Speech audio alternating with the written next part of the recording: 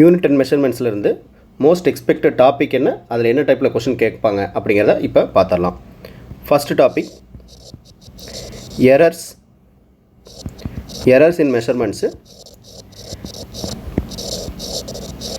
Errors பொறுத்தளவில் percentage error தான் ரிப்பீட்டடாக கேட்டுக்கிட்டே இருக்கிறாங்க.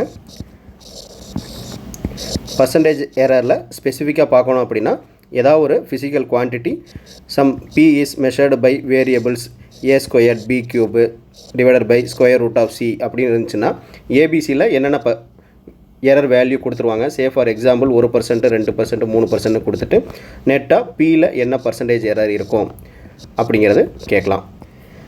இது தவிர இன்னொரு டைப்பு எப்படி கேட்கலாம் அப்படின்னா,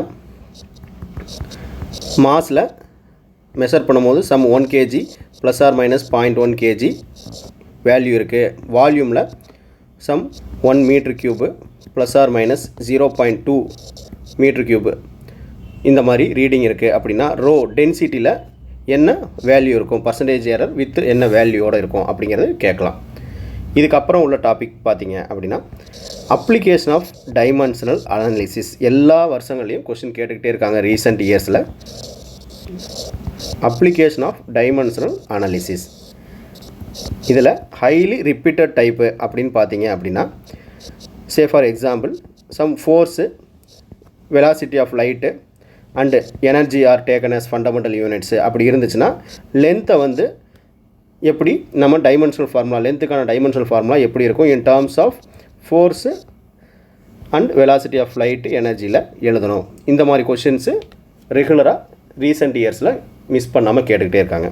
இதுக்கு அடுத்து டேம் ஷூராக கேட்க போகிற கொஷின் நம்ம எல்லாருக்கும் தெரியும், எக்ஸ்பெரிமெண்டல் ஸ்கில்ஸ்லேருந்து கேட்குறது, யூனிட் அண்ட் மெஷர்மெண்ட்ஸ்லேருந்து தான் கேட்குறாங்க. எல்லா ரீசெண்ட் இயர்ஸில் இதில் கொஷின்ஸ் இருக்குது. திரும்பவும் ரிப்பீட் பண்ணுறதுக்கு நிறைய சான்சஸ் இருக்குது. அதில் நம்ம பார்த்துக்க வேண்டியது vernier caliper, next screw gauge உங்களுக்கு தெரிஞ்சிருக்கும்.